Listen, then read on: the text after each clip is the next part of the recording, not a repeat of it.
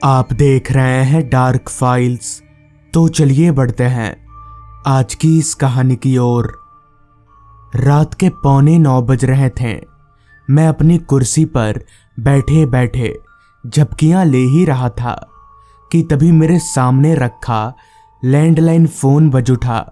मैंने फोन उठाया तो सामने से आवाज आई, 10 लार्ज साइज पिज्जा चाहिए, हो पाएगा? इस पर मैंने कहा, जी हो जाएगा, आप अपना एड्रेस लिखवा दीजिए। जिसके बाद मैंने उस आदमी का एड्रेस नोट किया और फोन रख दिया। कुछ देर बाद 10 लार्ज साइज पिज्ज़ा बनकर तैयार हो गए, जिसके बाद मैं अपने डिलीवरी बैग में सारा कुछ पैक करके उस आदमी के बताए एड्रेस की तरफ निकल पड़ा। मैप की माने तो मेरे यहाँ से वो एड्रेस काफ़ी दूर था, लगभग 7-8 किलोमीटर दूर। खैर इसमें मेरा ही फायदा था। मैं जितनी दूर डिलीवरी करूँगा मुझे उतना ही बड़ा कमीशन मिलेगा। रात हर पल और भी ज़्यादा गहरी होती जा रही थी। ठंड का मौसम होने की वजह से रास्ते पर ज़्यादा लोग नहीं थे।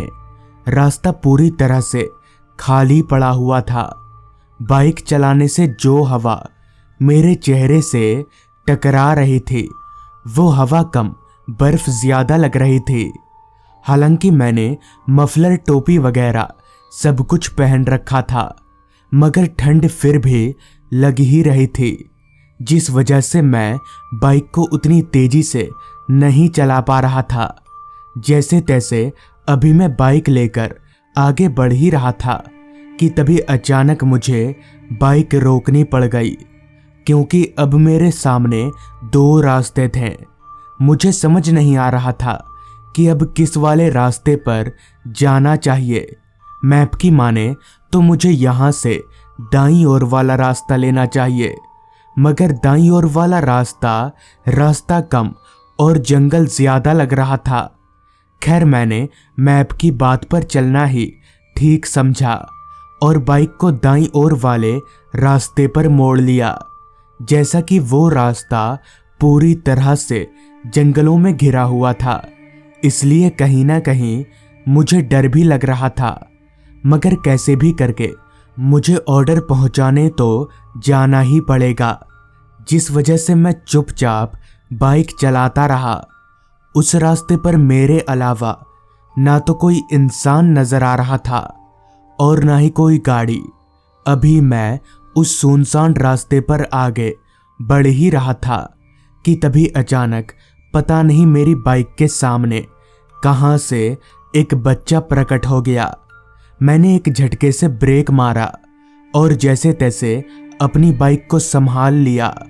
बाइक रोकते हुए मैंने उस बच्चे से पूछा, बेटा कौन हो तुम और इस सुनसान रास्ते पर क्या कर रहे हो?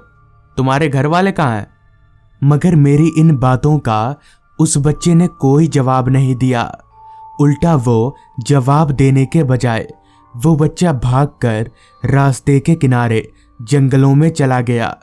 मुझे काफ़ी हैरानी हुई कि आखिर ये बच्चा भागकर गया तो गया कहाँ।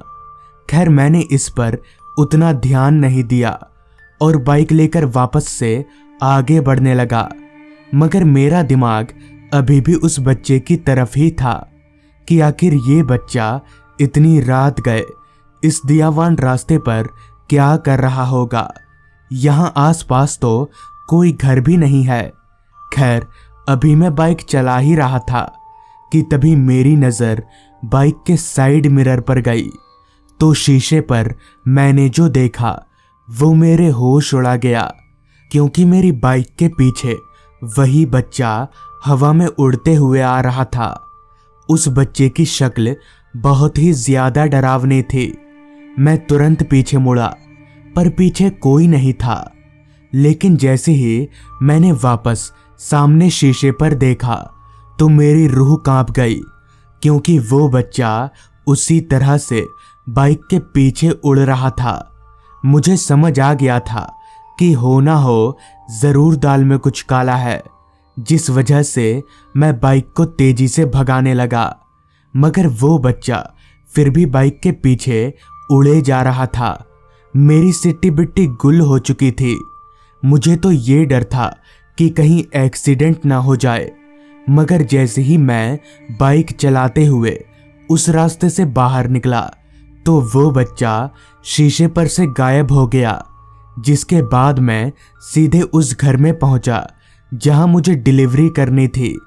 मैंने वहां उन लोगों को सारी बात बताई तो सारी बात सुनकर उन्होंने कहा, दरअसल आज से कुछ महीनों पहले उस रास्ते पर एक बच्चे का एक्सीडेंट हो गया था। तब से उसी की आत्मा उस रास्ते पर भटकती रहती है और उस रास्ते पर रात में सफर करने वालों को दिखती है। ये सब सुनकर मैं बहुत डर गया और फिर किसी दूसरे रास्ते से वापस घर लौटा।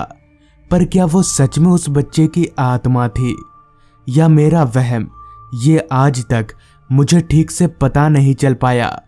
पर वो जो भी था, गनीमत तो इस बात की रही कि मेरी जान बच गई, वरना शायद मैं बच नहीं पाता।